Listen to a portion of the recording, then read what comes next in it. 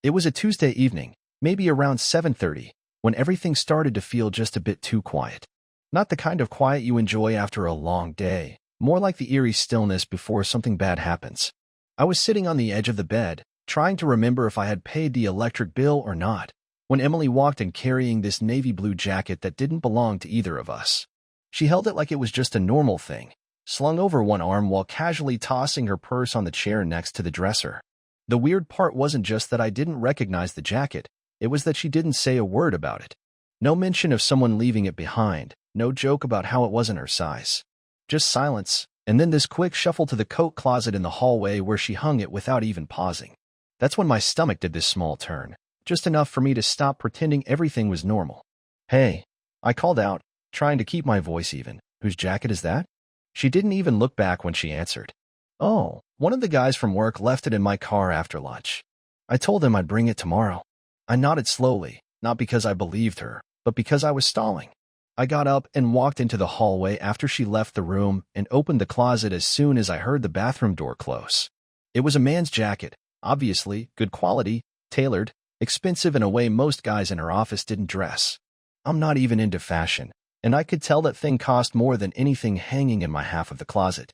I checked the tag inside. No name, of course, but the inside pocket had a pin tucked in it. Not just any pin, this silver Mont Blanc, engraved. It said, "For Alex, congratulations, 2022. And that was the moment. That exact second, something inside me just shifted. We didn't know an Alex. Not one. At least none who'd ever sat at our dinner table, or come up in conversation, or who Emily ever mentioned in passing. Yet here was this stranger's pin in a jacket she brought home and hung up like it was hers to keep. I didn't take the pin or confront her right away. I closed the closet gently and walked back into the bedroom like I'd just gone for a glass of water. My mind was racing, but my face stayed calm, which surprised even me. That night, we had dinner like nothing happened. She told me about a new intern at her job who accidentally spilled coffee on his laptop, and I laughed in the right places, nodded when I needed to, even asked follow-up questions to seem engaged. But in my head, I was already dissecting every move she made, every story she'd told in the last month, and especially every time she came home late.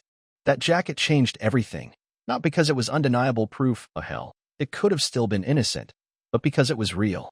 It wasn't a theory or a gut feeling.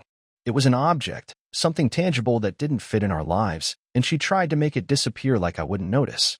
And now I needed to know who Alex was. The next morning, after she left for work, I took the jacket out again. I went through every pocket, every seam.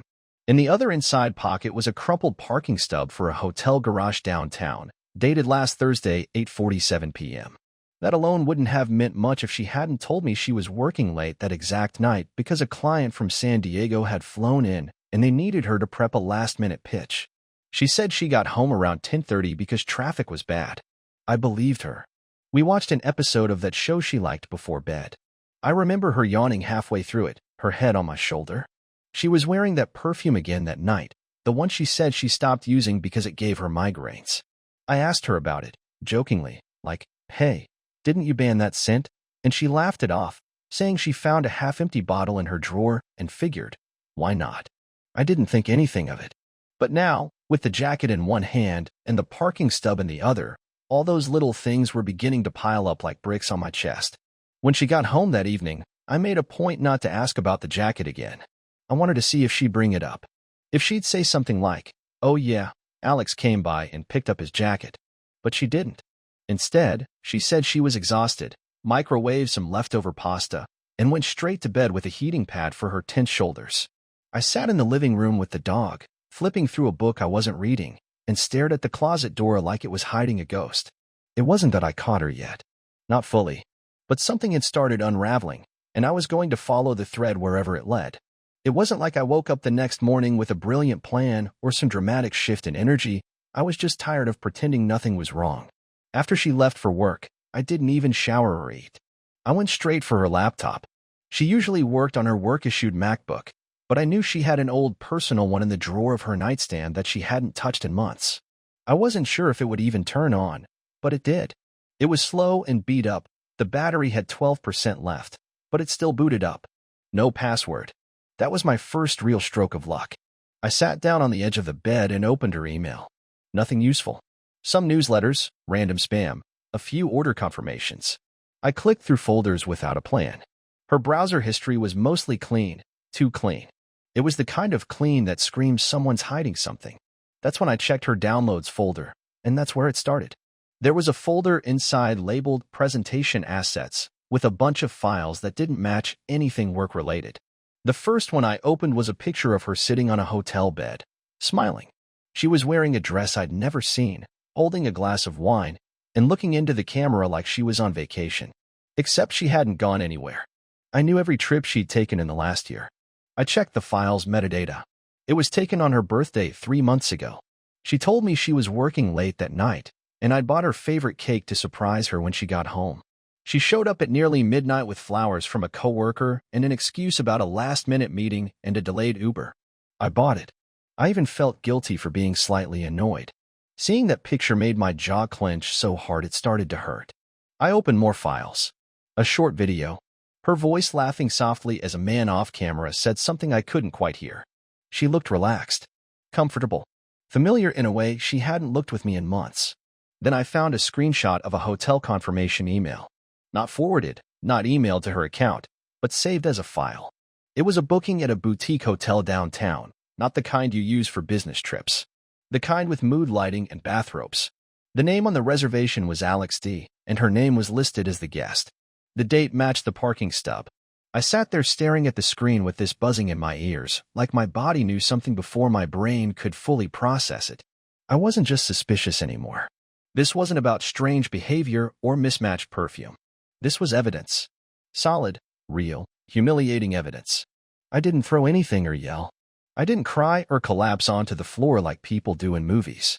I just sat there and scrolled through the rest of the files, one by one, watching the woman I thought I knew smile, pose, and talk like she was living a second life.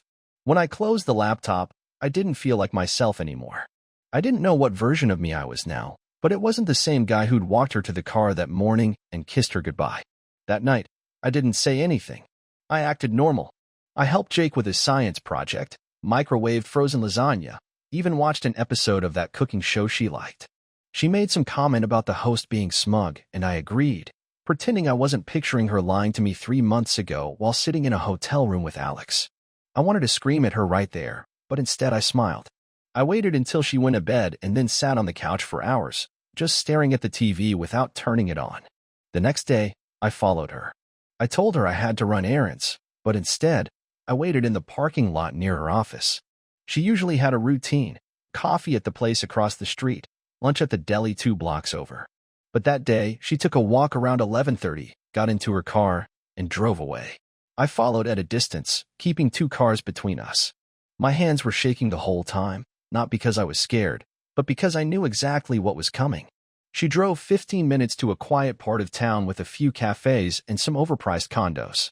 She pulled into the underground garage of one of the buildings. I parked on the street and waited. 35 minutes later, she came out with him. He wasn't what I expected. He wasn't younger, taller, or better looking. He looked normal. Boring, even. Like someone you'd see fixing a copier or talking about weekend hiking plans in a meeting. They didn't hold hands, but they walked close. They stood outside her car for a moment talking, and then he leaned in and kissed her. It wasn't long or passionate, just soft and familiar. The way she used to kiss me. I watched her drive away. Then I drove home, parked in the garage, and sat in the dark for almost 2 hours. That night, when she walked in the door and asked how my day was, I said, "Fine," and left it at that. I looked her in the eye and smiled, the same way she probably looked at me every night she came home from lying to my face. I didn't know what I was going to do next. I just knew I wasn't the same man she married, and she sure as hell wasn't the woman I'd build a life with. By the end of the week, I couldn't pretend anymore. Waking up next to her, having her pour me coffee in the morning like she wasn't sneaking around behind my back, was making me feel like I was losing my grip. Every smile she gave, every casual touch on the arm, every question about my day was like a small jab, and I was past the point of absorbing them quietly. I didn't plan some dramatic scene. I didn't wait for a perfect moment. I just reached the edge and decided I wasn't going to sit on it anymore. It was a Saturday night, and Jake had gone to sleep at his friend's place after a birthday party. Emily was curled up on the couch scrolling through her phone while a movie played in the background. I sat across from her and waited until she looked up. She must have seen something in my face because she lowered the phone and gave me that cautious smile she used when she thought I was about to bring up something serious. I didn't give her a warning or ease into it. I just asked, "Who the hell is Alex?" Her reaction wasn't immediate. She blinked, stared for a second, then asked, "What are you talking about?" Her voice was calm, too calm, and that was all the confirmation I needed. I didn't answer right away. I just leaned forward and said, "I saw the hotel booking. I saw the pictures. I followed you this week. I watched him kiss you, and I watched you kiss him back. I'm not asking because I don't know. I'm asking to hear you say it." Her mouth opened like she was about to speak, then closed again. She sat up straighter, setting her phone down carefully, as if that made a difference now. She looked at me, not with fear or remorse, but like she was trying to calculate how much I already knew. That moment of hesitation broke something in me. Not because she cheated, but because even when she was caught, she still didn't rush to apologize. "It wasn't supposed to happen like that," she finally said. "I didn't plan it." "That's not what I asked," I said. She took a deep breath like she needed to brace herself. "We met at a conference. He was working on a brand partnership with my company. It started as friendly. We were emailing, texting, joking about the stress at work, and then one day it just crossed a line." "When was this?" I asked. "About 6 months ago." I laughed without meaning to, not because it was funny, but because 6 months ago was when she forgot our anniversary and told me she was stuck in a meeting. I remembered sitting at home that night with the steak I made for both of us while Jake asked if Mom was still mad about something. I shook my head, stood up, and walked to the kitchen, not because I needed anything, but because sitting still made me want to scream. She didn't follow me, just stayed on the couch, arms crossed like she was waiting for me to ask the next question. "Are you in love with him?" I asked over my shoulder. She didn't answer right away. "No, I don't think so. It wasn't about that." I turned around slowly and stared at her. "Then what the hell was it about, Emily?" "Because from where I'm standing, you blew up our family for someone you're not even sure you like."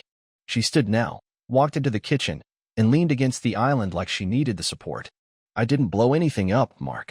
You want to talk about distance? You've been sleepwalking through this marriage for the last year. We barely talk unless it's about Jake or bills. You stopped asking about my day. You stopped caring. So your solution was to go find someone else?" I said. "To sneak around and smile at me like nothing was happening?" "I didn't want to hurt you," she said. "Then you're either a liar or a coward, and honestly, I'm not sure which is worse." She winced, but didn't back down. "You think you've been perfect? You think this is just about me cheating? You haven't touched me in months unless I initiate it. You're always tired, always working, always closed off." I felt alone. I needed something. He gave me attention, made me feel seen. I walked past her and grabbed my keys. I needed air, or maybe just space, but I didn't want to hear another sentence about how my shortcomings somehow justified betrayal. I didn't even make it to the door before she grabbed my arm. "I'm not saying it was right, but it wasn't just about sex, Mark. I was lonely, and I didn't know how to talk to you anymore." "And you still don't," I said. "You could have said any of this before you crawled into bed with someone else. You chose not to." She let go of my arm and stepped back. "So what now? You want a divorce?" "I don't know yet," I said. "But you're sleeping in the guest room tonight." She didn't argue. She just nodded, walked past me, and disappeared down the hallway. I stood there for a long time after she left, not because I didn't know what to do, but because I didn't trust myself to do it calmly. The silence in the house was louder than anything she had said. I didn't feel angry, not anymore. I felt like a fool who'd been nodding along while someone rewrote the rules of the life we built together without telling me. The next morning started quietly, with the kind of heavy silence you don't break unless you absolutely have to. I didn't speak to her when I walked past the guest room, and she didn't say a word when she came into the kitchen later to grab coffee. Jake was still at his friend's house, which made things easier. I didn't want him anywhere near this mess. I sat at the dining table, scrolling on my phone, but I wasn't reading anything. I was planning. Revenge wasn't something I ever thought I'd consider, let alone act on, but I wasn't thinking in terms of morality or forgiveness. I was thinking about consequences. She had made a choice, and now I needed to make one too. She got to enjoy the thrill of sneaking around for half a year, while I played the loyal husband and clueless father. That was over. I spent the next few days pretending I was thinking things through, but I was already moving. I contacted a friend of mine, Sam, who worked in IT for a company downtown. He owed me a favor from a few years back when I helped him out during a rough patch, and I figured it was time to cash it in. I didn't need anything illegal, just smart. I told him I needed a hand pulling old data off a phone I had backed up before resetting it. He didn't ask why. He just came over that night with his laptop and some cables, and within 20 minutes he was extracting everything from Emily's old device, texts, photos, call logs, cloud storage history. She probably thought she was careful by deleting messages and using a different account, but like most people, she had reused an old backup by accident when switching phones. And that backup gave me everything I needed. It wasn't just the pictures or the messages. It was the tone of it all. She had talked about me like I was some absent roommate. She joked about how predictable I was. She described what days I'd be working late, when I'd be doing Jake's school pickups, how easy it was to plan around me. They had entire conversations about keeping their weekends free of interruptions, which meant making sure I was busy or distracted. Reading it didn't make me feel emotional. It made me focused. The next morning, I drove to her office. I didn't walk in or try to cause a scene. I just waited across the street, watched the building. When she stepped out around noon for lunch with a colleague, I already had what I needed. I'd printed a selection of the messages, including the worst ones, things about our marriage, things about me, things about Jake, and mailed them to her HR department anonymously with a short note attached. This is the kind of professional you've chosen to promote. I knew her office was strict about inter-office relationships, especially undisclosed ones, and the fact that this guy Alex was part of a contractor team that worked directly with hers made it a violation of their policy. I didn't care if they fired her or not. I just wanted her to squirm a little every time her boss looked at her differently. That weekend, I took Jake on a trip to the coast. Just the two of us. I told Emily we needed some time alone, and she didn't protest. She barely made eye contact as I packed our bags. While Jake was watching a movie in the hotel room, I called my lawyer. I had already started gathering financial records and documenting everything from the past few weeks. She hadn't accessed any of our joint accounts for her little side adventures, but she had lied about her work travel expenses, which she reported to me when we were doing taxes. That was enough to get a serious discussion going with my attorney about a potential separation agreement. I told him I wasn't ready to file yet, but I wanted to be prepared. When we got back, I kept acting like everything was slowly returning to normal. I cooked dinner. I sat on the couch. I even asked her about her day. It was all performance, but I did it with a purpose. She started to relax, thinking maybe I was softening. Maybe I wasn't going to act on what I knew.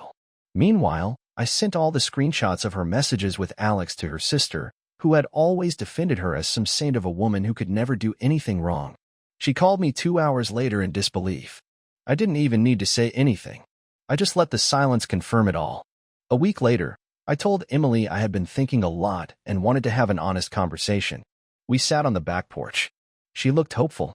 She thought I was going to forgive her, move past it, maybe go to therapy like she suggested. Instead, I pulled out the printed text threads, the photos, the email she had sent from our home network, and laid them all on the table between us. I didn't say a word while she looked through them. Her face went pale. I waited until she reached the last page before finally speaking. I've told your job. I've told your sister. I've told our lawyer that we need to start discussing separation terms. I'm not interested in screaming or dragging Jake through this, but don't think for 1 second you're getting to walk away from this without facing what you did. She didn't cry. She didn't beg. She just sat there in silence. Maybe she finally understood what I meant when I said there were consequences. I wasn't going to break things in anger or have a meltdown in front of our kid. I was going to dismantle everything she built with her lies, piece by piece, just like she dismantled the trust we once had. A few days passed without much being said between us. We operated around each other like two people forced to share a space while waiting for something to end. Jake didn't notice anything yet, but that wouldn't last long. The silence was too loud, the politeness too forced, and the glances we exchanged were too careful. I knew we couldn't keep this up much longer. At some point, we had to stop circling around the final conversation and actually have it. I didn't want closure. I didn't want reconciliation. I just needed to understand how someone could choose to burn down the life we built with such cold calculation, and I needed her to hear, from my own mouth, what was going to happen next. It was a Wednesday evening when I decided enough was enough. I told her we needed to talk and asked her to sit with me on the patio out back. The air was still, the sky just starting to dim, and for once, neither of us had our phones in hand. She sat across from me, legs crossed, arms folded, her face calm but clearly bracing for impact. I sat forward, elbows on my knees, and didn't look away when I began. You knew what this would do to me, I said. You knew what this would do to Jake. And you did it anyway. She shifted slightly, didn't speak, just nodded once like she was accepting it. I'm not asking for more lies, I continued. I've read everything. I've watched the videos. I've seen how you talked about me like I was nothing more than a detail in the background. So if you want to say anything tonight, I suggest you say something real. She stared at the space between us for a few seconds before answering. I didn't mean to hurt you, she said, her voice low. It's not like I planned any of this from the start. You didn't trip and fall into someone else's bed, I said. You lied to me for months. You told me stories while you were sitting next to the man you were screwing behind my back. You laughed at me. You made fun of me with him. I didn't laugh at you, she said, quickly now, like it mattered. It was never about making fun of you. You called me boring. Predictable. You told him I'd never figure it out because I was too wrapped up in work and Jake to notice anything. And you were right, for a while. I gave you trust without question, and you treated it like garbage. She didn't deny it. She just sat back and looked up at the sky like maybe that would keep the guilt from hitting too hard. I didn't let her off that easily. I gave you space, I said. I didn't pressure you when work got stressful. I picked up the slack at home. I supported every decision you made. And instead of telling me you were unhappy or needed something more, you decided to run to some stranger like that would fix anything. It wasn't about fixing something, she said quietly. It just happened. I wasn't thinking long-term. It was just something that made me feel different for a while. Well, congratulations, I said. You definitely changed things. Nothing about our life will ever be the same again. She wiped her eyes, not because she was crying, but more like she was frustrated. I know I messed up. I know I broke something important. And you don't have to forgive me. I wouldn't forgive me either. But I still care about this family. I still care about you. I don't want your care, I said, sharper now. I wanted your loyalty. I wanted the truth when it mattered, not when you ran out of places to hide. I want to keep our family together, she said suddenly, like the idea had just come to her. I know I can't take back what I did, but we can try to rebuild something. We can try to move forward. I shook my head. No, we can't. You don't get to light a match, watch it all burn, and then ask if we can have the same house back. It doesn't work like that. She sat up straight now, arms dropping to her sides. So what? That's it. You just throw away 12 years and leave Jake without a real home. I'm not leaving Jake with anything, I said. You are. And if you think you're going to stand in front of a judge and talk about how you care so much about keeping things normal for him after what you did, then you clearly haven't been paying attention. You'd really tear everything apart over one mistake, she said, and the way she said it almost made me laugh. One mistake. I leaned forward. You cheated for 6 months. You brought another man into our life without my knowledge. You risked our family, our home, our son's future, all for your little thrill. That's not a mistake. That's a choice you made over and over again. She didn't have anything left to say after that. She just sat there, blinking like the words had knocked the wind out of her. I stood up, walked to the door, and paused before going inside. I'm calling the lawyer tomorrow. We'll work out custody, visitation, everything else. You can keep the house. I'll find a place nearby so Jake's life gets disrupted as little as possible. But don't expect anything else from me. Not patience, not understanding, and definitely not a second chance. When I closed the door behind me, I didn't feel powerful or vindicated. I just felt done. I had nothing left to say to her, and nothing left to feel for her either. By the following Monday, everything was in motion. The lawyer had drawn up the papers, and I had started calling around to look at rentals in the area. I wasn't going far, Jake was the priority, and I wasn't going to let my son feel like his life was falling apart more than it already would. Emily hadn't tried to stop anything. She didn't cry, beg, or even ask to talk again. She went quiet, and that silence felt louder than anything she had said the night we had our last real conversation. I guess it hit her that I wasn't bluffing, that this wasn't just some dramatic outburst that would cool down with time. She saw in my face what I had accepted internally. I couldn't stay married to someone I didn't trust, and I didn't trust her in the slightest. That part of me, the one that had once looked at her with admiration, affection, and warmth, was gone. Not buried or hidden. Gone. When Jake asked me why I was packing boxes in the garage, I didn't lie. I didn't go into the details either. I told him Mom and I had some problems we couldn't fix and that we were going to live in different houses for a while. He asked if I was mad at her, and I told him that was between me and her, not between him and anyone. He seemed confused but accepted it in the way kids sometimes do, where you know the full weight of it won't hit for another few weeks or months. I promised him he could come over to my new place anytime and that nothing about how much I loved him would ever change. That was the only truth that mattered now.